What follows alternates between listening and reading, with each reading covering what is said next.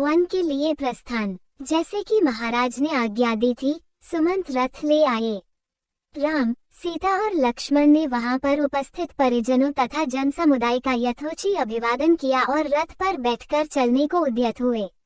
सुमंत के द्वारा रथ हाँकना आरंभ करते ही अयोध्या के लाखों नागरिकों ने हा राम कहते हुए उस रथ के पीछे दौड़ना शुरू कर दिया।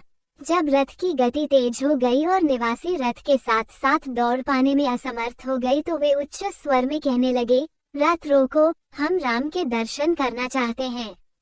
भगवान जाने अब हमें फिर कब हम इनके दर्शन हो पाएंगे। राजा दशरथ भी कैकेयी के प्रकोष्ठ से निकल कर हे राम कहते हुए विक्षिप्त की भांति रथ के पीछे दौड़ रहे थे। हाँफते हुए महाराज को रथ के पीछे दौड़ते देखकर सुमंत ने रथ रोका और बोले, हे पृथ्वीपति, रुक जाइए। इस प्रकार राम, सीता और लक्ष्मण के पीछे मत दौड़िए, ऐसा करना पाप है। आपकी आज्ञा से ही तो राम वनगमन कर रहे हैं, इसलिए उन्हें रोकना सर्वथा अनुचित तथा व्यर्थ है। सुमंत के वचन सुन महाराज वहीं रुक गए। रथ तीव्र गति से आगे बढ़ गया किंतु प्रजाजन रोते बिलखते उसके पीछे ही दौड़ते रहे। चित्रलिखित से खड़े महाराज उस रथ को तब तक एकटक निहारते रहे जब तक रथ की धूली दृष्टिगत होती रही। धूली का दिखना बंद हो जाने पर वे वहीं हा लक्ष्मण कहकर भूमि पर गिर पड़े और मूर्छित हो गए। मंत्रियों ने तत्काल उन्हें उठाकर एक स्थान पर लिटाया।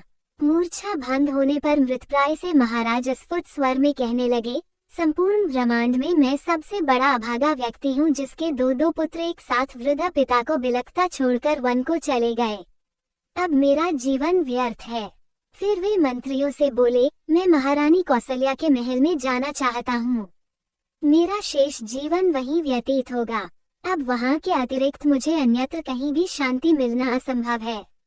राम और लक्ष्मण के वियोग के संतप्त महाराज कौसल्या के महल में पुनः मूर्छित हो गए। उनकी इस दशा को देखकर महारानी कौसल्या विलाप करने लगी। कौसल्या के विलाप को सुनकर महारानी सुमित्रा वहां आ गईं और उन्हें अनेक प्रकार से समझाकर शांत किया। फिर दोनों रानियां महाराज दशरथ की मूर्छा दूर करने का प्रयास करने लगीं।